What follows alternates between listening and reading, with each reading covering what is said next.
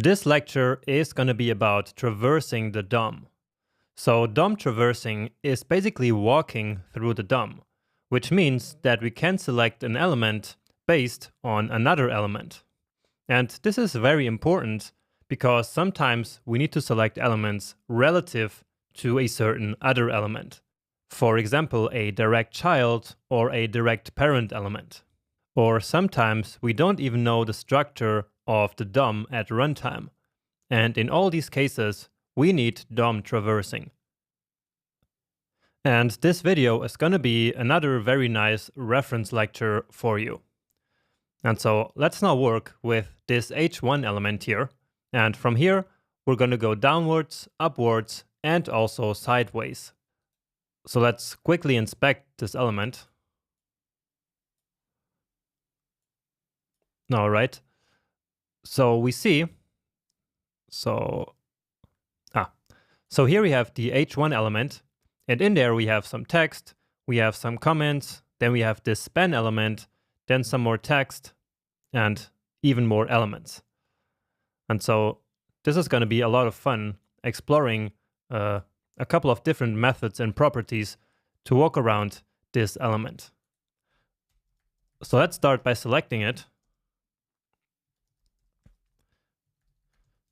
Maybe we already did that before somewhere, but that doesn't really matter. So let's start with going downwards. So basically selecting child elements. So the first way of doing that is to use query selector, because we already know that query selector also works on elements, not only on the document. So let's simply log to the console h1.querySelector, and then let's again see here what we could select. So we have this class highlight and this class highlight. So that's these two green ones. And so let's select them here. So that's actually query selector all, because there are two of them. And so class highlight. So let's take a look. And indeed, here they are. So this here indeed selects all the elements with the highlight class that are children of the H1 element. And that would work no matter how deep these child elements would be inside of the H1 element. Okay, and that's very important to notice. All right. Now in this case, these two elements here are direct children of the H1, but as I said, it would go down as deep as necessary into the DOM tree. Okay? And also, if there were other highlight elements on the page, so elements with this class, they would not get selected, because they would not be children of the H1 element. All right? So these are 2 points that are important to note here about query selector and query selector all. Now, sometimes all we need are actually direct children. And so for that, we can use h1.childNodes. So let's take a look. And so here we actually get all kinds of stuff. So we get text, we get a comment, and we get then these elements. And that's because we already know that nodes can be anything. So they can be text or elements or even comments, as we have here.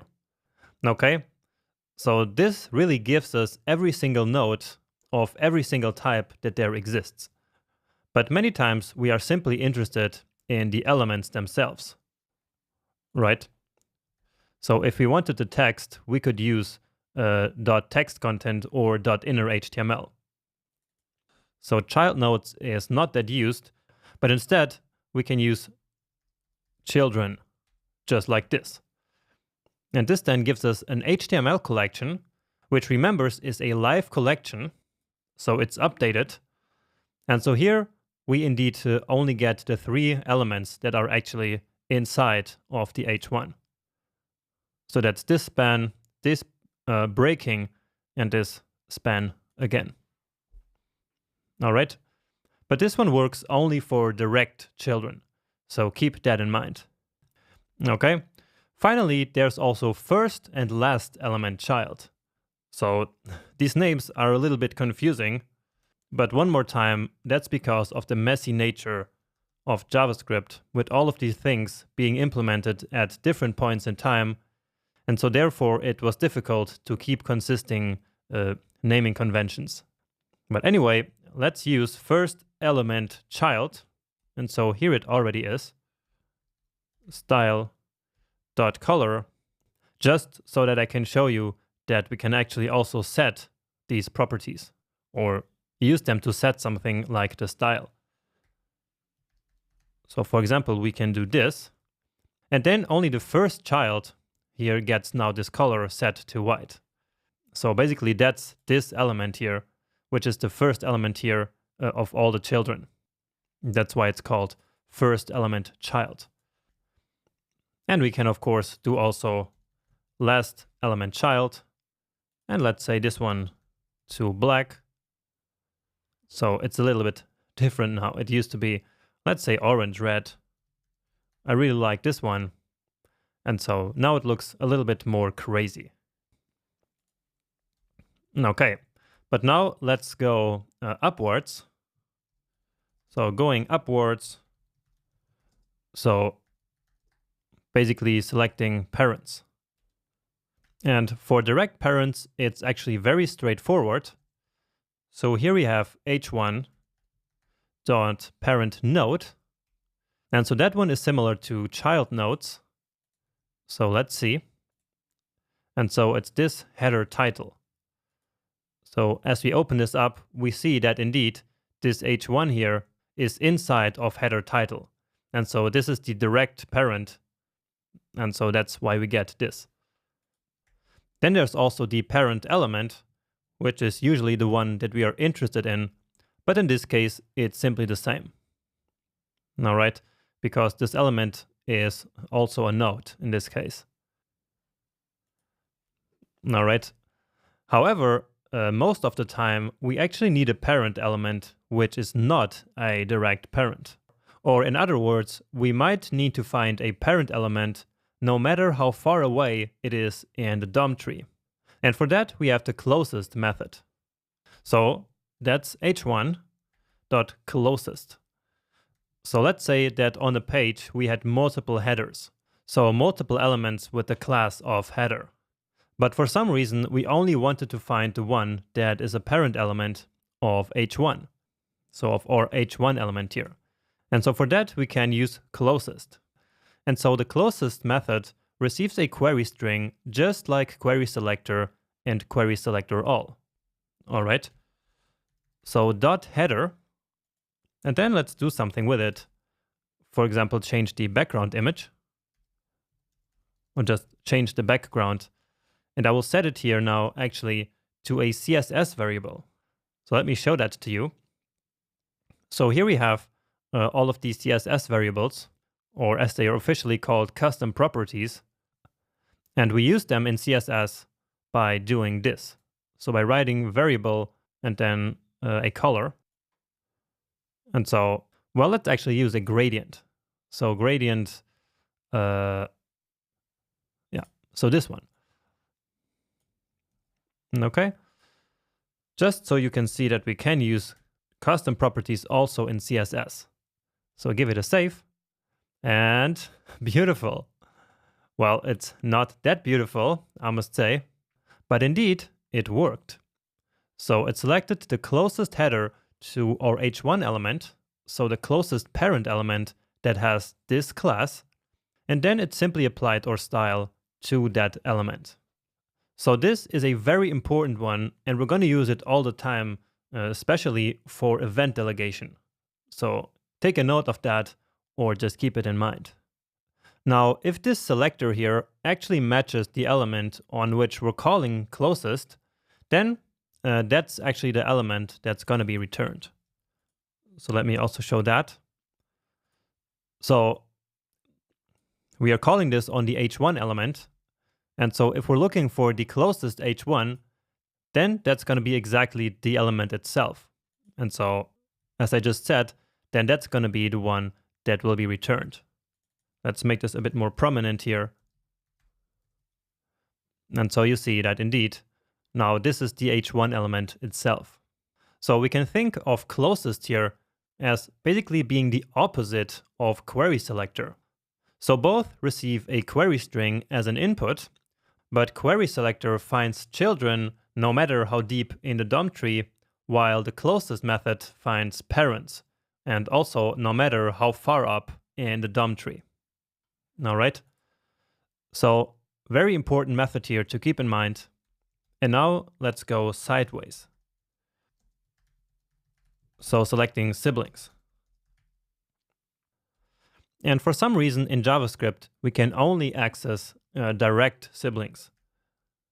So basically only the previous and the next one. So that's h1.previous element sibling, like this. And then there's also the next element sibling. All right. So the previous element sibling is null.